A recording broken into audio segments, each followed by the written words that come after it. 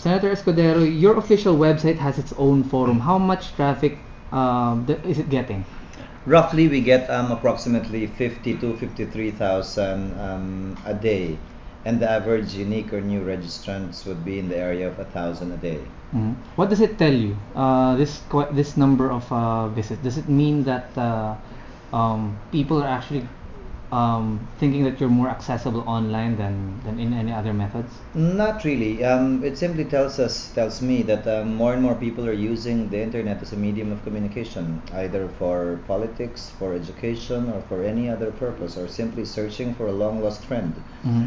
Add to that the fact that if it's a medium of communication, we are actually adopting other ways of communicating, other means of informing the people about other means of getting in touch with us. For example, in addition to the traditional modes of snail mail, fax, a phone call, we have introduced this one, the option available through the internet, and also a 4-digit text number for people to get in touch with us and tell us anything and everything, from a criticism to any statement they would just want to get out of their chests. So usually, sir, what kind of messages do you receive?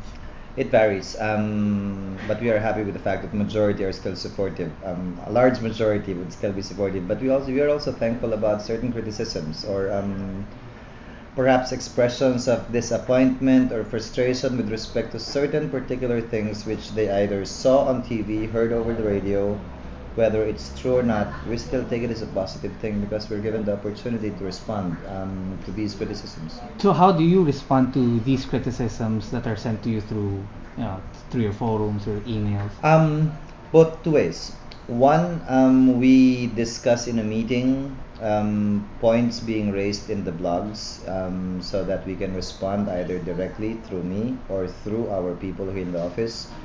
Or usually I have leisure time in any given week of about 2 or 3 sittings wherein I actually surf and not my website per se but other sites as well, and simply, I'm sure you do it, search your name, and you can see various blogs and sites making a reference to you, and I usually enter that particular blog and answer a question or a criticism directly brought against me. Do you feel overwhelmed that it's easier for people now to reach you using the internet, using blogs and other online methods? Overwhelmed would not be a correct way of describing it, because it's part and parcel of our job as representatives of the people to be actually accessible. We do not own our voice and our vote here in the Senate. The people do. And it is but natural for each and every representative, whether in the House or in the Senate, to make themselves available and accessible to their constituency. In our case, since we were elected at large, to the entire country, for whatever information, suggestion, praise, or criticism they might have. So would you encourage other legislators to also use online methods to be able to be reached by their constituency? Of course, because in addition to the fora, in addition to the blogs, in addition to our website, we also perhaps we are the first.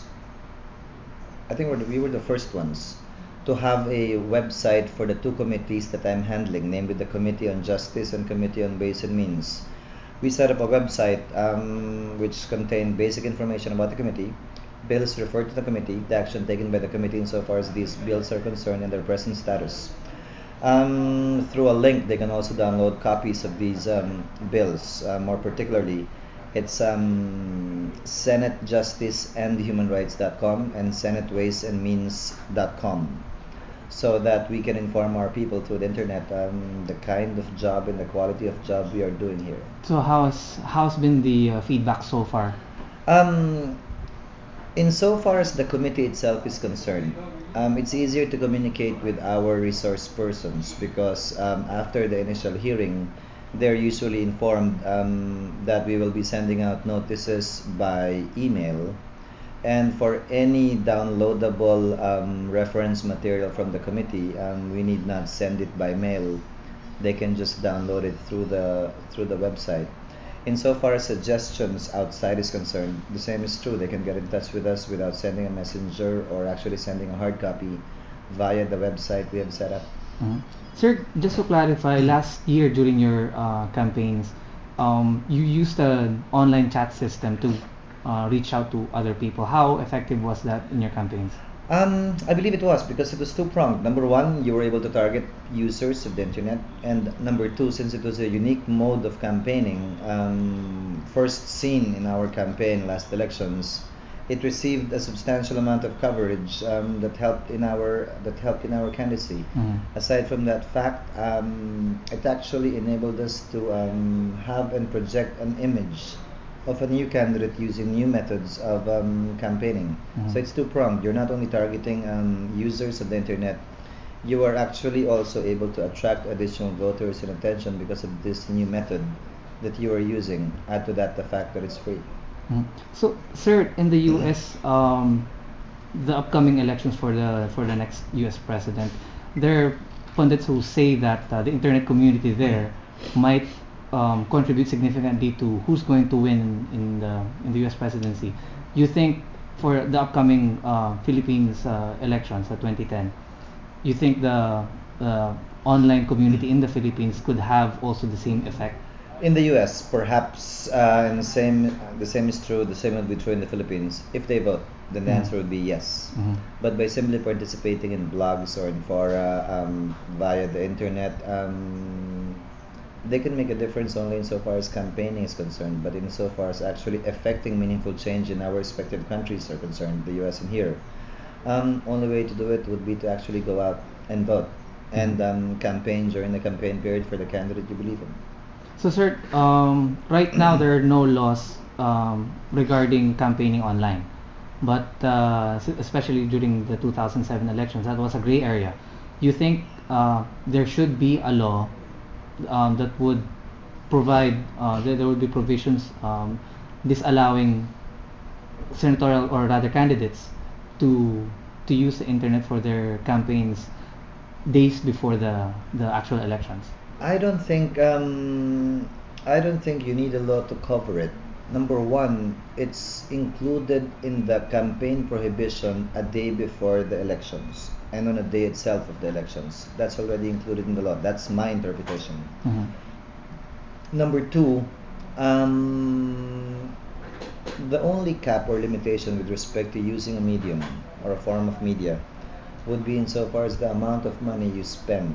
That's why there is a spending cap on media and on the total campaign of a candidate. So for as long as the internet is free, the only limitation would be that you cannot engage in it 24 hours before the election date. Mhm. So, sir, as a final question, if you were to run for presidency in 2010, how would you want to use the internet in your campaign? In the same manner, perhaps we used it in 2007 and multiply that 1,000-fold. If we can think of other applications, we surely will. The more interactive it is, the more attractive it will be, and the more inputs we will get, realizing and accepting the fact that we cannot own and possess any knowledge with respect to the campaign and with respect to, should you win, running the country. As usage of the internet increases, especially in other parts of the country, the participation and involvement of our people would inevitably increase, and that can only help in further strengthening our democratic institutions and democratic way of life. And we look forward to it. All right. Thank you so much, Senator Escudero, and looking forward to your future campaigns. Thank you.